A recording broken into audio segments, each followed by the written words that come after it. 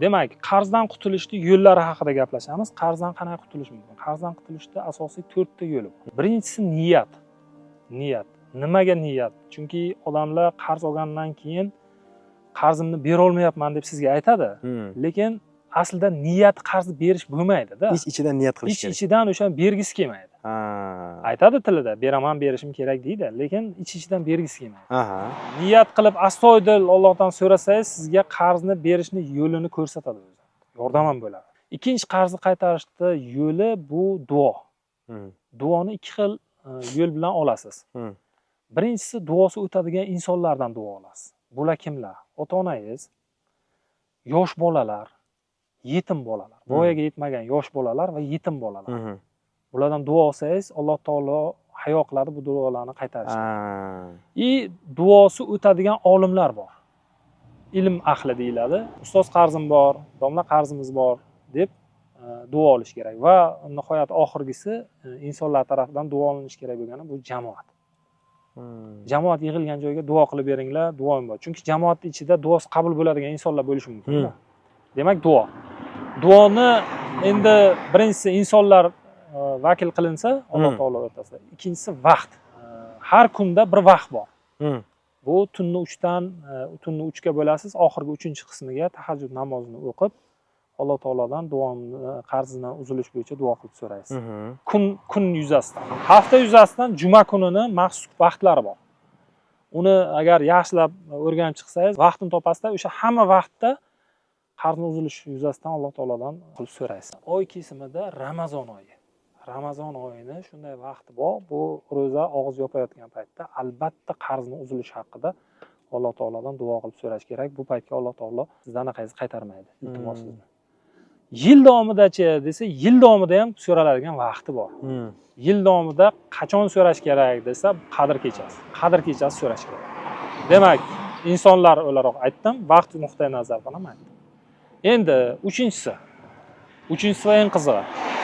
Uchinchisi, qancha pul topayotganingizdan qat'iy nazar 10% ni qarzga ajratish kerak. Kam bo'ladimi, ko'p bo'ladimi, ahamiyatga ega emas. Deylik, siz 8 million oylik olasiz, 800 mingni ajratishingiz kerak. 800 mingdan 1600 gacha normal. Nimaga desa, chunki siz odatda 8 millionga yashayotgan bo'lsangiz, 7 million 200 ga ham yashab bilasiz, 6 million 400 ga ham yashab bilasiz. Moliyaviy jihatdan shunaqa. Oyligingizdan albatta kam yoki ko'p deb ajratib o'tirmasdan ajratishingiz kerak. 10-20% ekan. 10-20% ni ajratishingiz kerak va ikkinchi qiladigan ishingiz oyligingizni 10-20% ga oshirish haqida o'ylashingiz kerak. 8 million oylik olyapsiz. Qanday qilib 8 million 800 dan 9 million 600 gacha pul topish haqida o'ylash kerak. Buni eng yaxshi yo'li, agar soat bilan ishlayotgan bo'lsangiz, deylik, ertalab 9 ga emas 8 ga boring, kechki payt 6 ga emas 7 ga qayting. 1 soat ko'p ishlang.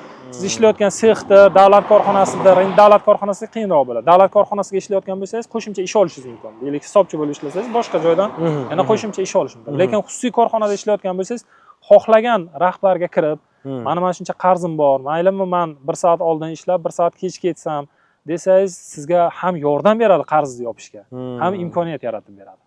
Shunchaki xohlasangiz bo'ldi. Niyat qildingiz, duoni oldingiz, harakatni boshlang, yechim kelaveradi o'zi qarz yopishga. Bu sinalgan, minglab isbotdan o'tgan narsa-da bu. Endi 4-inchisi qoldi. 4-inchisi bu siz to'lamoqchi bo'lgan grafikni chizib chiqasiz-ku, qanchadir grafikni. Buni sizga qarz bergan odamga aytish kerak.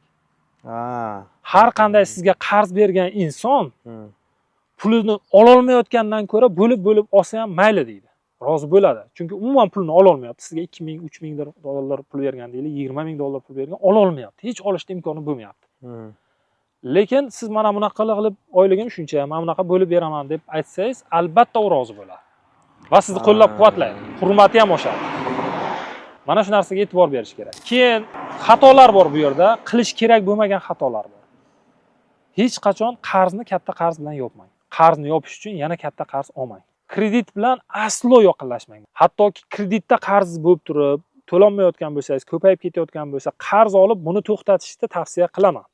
Lekin oddiy qarzni kredit bilan yopib muammodan chiqaman demang. Battar muammoga botib qolaverasiz. Tushunasizmi? Bu juda ham og'ir masala. Endi bitta narsani to'g'ri tushunaylik. Odamlar hozir qarz deganda million dollarni tushunadi-da. Hech qachon 8 million, 9 million oylik olgan odam 20 ming dollar qarz bo'lib qolmaydi. Agar kasallik bo'lib qolmasa, bir force major holatlar bo'lib qolmasa, u taxminan 4-5 ming dollar atrofida qarzi bo'ladi. Ko'pi bilan. Katta qismi 1-2% o'sha aytganimday farzandi yoki u kim kasal bo'lib qolib yoki uyi yonib ketib qolib, u kimdan qarz bo'lib qolmasa, katta ehtimol bilan topayotgan pulingizdan ko'pi bilan 20 baravar miqdorda qarzingiz bo'ladi. Nima uchun men buni ishonch bilan aytyapman? Chunki sizni kredit daveriyangiz topayotgan pulingiz bilan o'lchanadi-da. Siz undan ziyod topa olmaysiz, ola olmaysiz odamlardan.